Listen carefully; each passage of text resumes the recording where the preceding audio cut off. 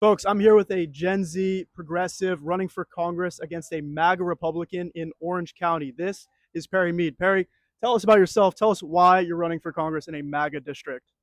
Everyone, I'm Perry Meade. I'm running for Congress against Republican Young Kim, who is the last Republican representing Orange County in Congress and was one of the deciding votes to give the biggest tax break in history, the biggest wealth transfer from working middle class families to billionaires and big corporations at the expense of millions of families and thousands in this district, including my own, that rely on Medicaid for their health care. So I'm running because I want to replace the representative who decided to give this big tax break at the expense of all of our health care.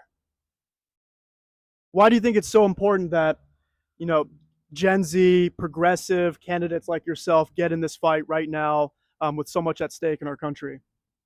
A ton of reasons. I think one of them is we are seeing right now that one of the biggest issues in this country is that there's a cost of living affordability crisis. And it's the first time ever in American history now that two generations, or the millennials before us, Gen Z now, where we can't buy a home and we have very little hope of ever being able to buy one. We are trapped in student loan debt forever. We will never have a universal healthcare system the way things are going now. And in a representative democracy, young people deserve to have representation. People that are living through our experiences being in Gen Z that are going to get to Congress and unapologetically fight to make housing more affordable, fight for universal health care, fight for the things that our generation cares about. Because right now there's only one Gen Z member of Congress, and I think we deserve more. And talk about ICE raids too. I know that's a big issue for people in Southern California, and something that, young Kim voted to give, billions and billions of dollars to increase the budget for ICE. What would you do to stop that?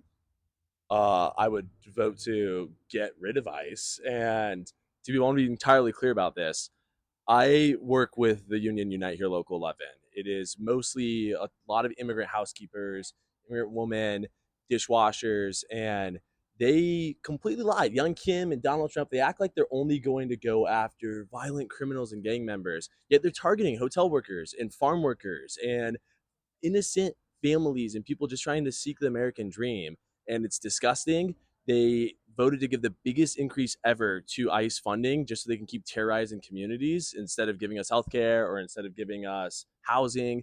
And it's disgusting. And if Democrats aren't going to put an end to this like they should have done years ago, and they're not going to put an end to it now while Trump is using it to just ramp up his fascist agenda, then I don't know what the point of the Democratic Party is. A lot of people are frustrated with the Democrats, rightfully so, that people are tired of the status quo. Um, what makes you different? What kind of change would you want to bring, so you're not just a typical Democrat? I guess what makes me different is I am going to, if I get to Congress, we flip the seat, we take the majority back. It can't just be Democratic Party governing as normal as has been the last 10, 20 years, basically the entirety of my lifetime. When Democrats had the majority under Biden in 2020 through, or 2021 through 2025, technically, they failed to increase the minimum wage. For context, I want to give this: minimum wage hasn't changed since George W. Bush was president. We went through Obama and Biden with Democratic Congress too, without it changing. For tipped workers, it hasn't changed since the early 90s. If you're a tipped worker, you make $2.13 an hour as your federal minimum wage. And what happened? We had Democrats let the parliamentarian in the Senate, if anyone even knows who that is, block us from increasing the minimum wage. We went from a climate bill that was supposed to be trillions of dollars in climate investment and jobs programs, and it got absolutely washed down to less than a trillion because of Democrats in Congress that were influenced by corporate lobbyists, by big money, that lacked a vision and are so well off they didn't see the changes that need to happen. And so, what would make me different is I, again, would be the second Gen Z member of Congress if we were to win this.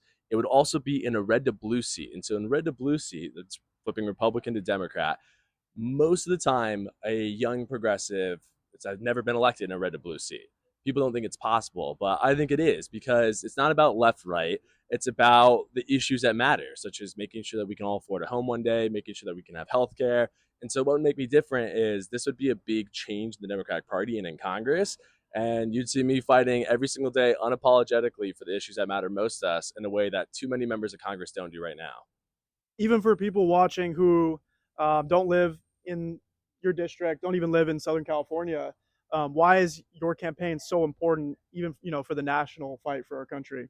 Yeah, and I think that's a great question. So, Congress, this seat matters so much because it is one of the top target seats if we want to flip the House of Representatives to take it back in 2026. So, whether you live in New York or you live in Michigan or you live in Arizona or California, this seat is one of the what's called red to blue top target seats we need to flip. If we don't flip this seat, it is going to be very difficult to take the House back. And we have no choice to take the House back. We cannot go into 2027 with Donald Trump still having the majority in the Senate and the House. We will be screwed. We'll have no chance of ever getting an affordable future. And so we have to win the seats, must win. And we need to do it with better Democrats, too. Recently, when I interviewed California Governor Gavin Newsom, he mentioned that flipping the House and maybe the Senate would be a de facto end to the Trump presidency because his most radical agenda would be slowed and maybe even stopped. Do you feel that way? Do you feel like we could cut this Trump presidency short if we can win this? I do. I do. And I'm going to give like a slightly longer answer on this to add what Newsom said, though. But I think the mistake the Democratic Party has made, it's amongst a lot of mistakes, but has been thinking that winning one election, which I want to be clear, we absolutely have to win in 26 no matter what. But winning one election is going to put an end to Trump. Yes, it will halt his presidency and what he can do, but it's not going to put an end to Trumpism if we just elect bad generic Democrats. That's the problem we've had. I mean, we won in 2018 with the blue wave. We took the presidency back in 2020.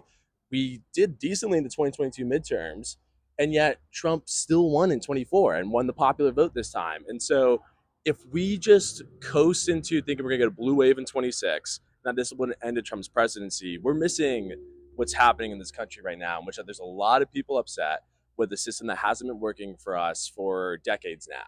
And to act like putting an end for a couple of years to Trump being able to govern effectively because we took the House back is going to end Trumpism is wrong.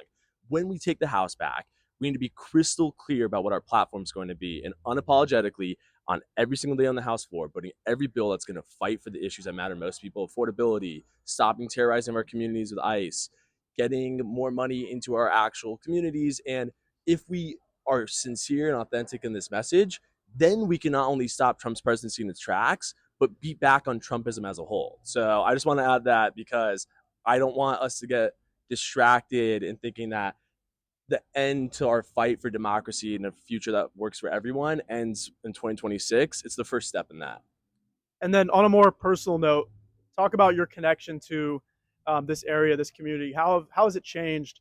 How have things gotten more unaffordable for people? And what inspired you to really make this happen? Yeah, so I was born and raised here in Orange County. Orange County, California is, for those who don't know, the political home of Richard Nixon and Ronald Reagan, and a large chunk of the pre-Trump Republican movement. And forever, people have written off Orange County as a place that Democrats not only can't win, but you can't be a progressive in. And what does that mean? What does being progressive mean? Is it super radical progressive to say that I want our generation to be able to buy a home one day, to be able to fulfill the American dream? That I don't think that we should go, our parents should go bankrupt because of medical expense. My older sibling is lives here in Orange County and has a life altering disability and is on Medicaid. And my family are homeowners in Orange County. They did everything right, but you're just like millions of other families around the country. You're one medical or financial emergency away from economic precarity. And that's the situation here. And people act like in a middle class Orange County area that the economic issues don't affect people, but they totally do. And just like it affects middle class, the shrinking middle class, working class families everywhere. And Orange County is no different. So Orange County is a place where people want to be able to afford, they want to be able to start a family here like mine did 30 years ago. And we can make that happen if we are unapologetically fighting for it. If we're not taking corporate PAC money, if we're willing to stand up to people, leaders in both parties that aren't aligned with the affordability message. That's the thing that people don't understand about Orange County. And we can win at every level here, including flipping this Republican seat in Congress, if we do just that. So Amazing.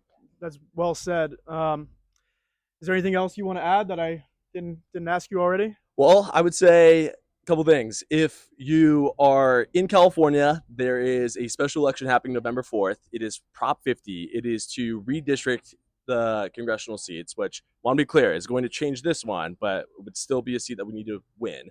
But it will change the congressional maps, and we're doing this to counter Texas. So if you're in California, go knock doors, go volunteer, go support yes on Prop 50.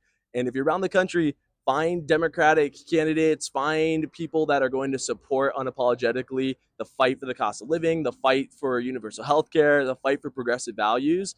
And whether it's a Republican seat, a flip seat, a safe Dem seat, go support them because we need to win the House back, but we need to get better Democrats elected too. So that's what I would say.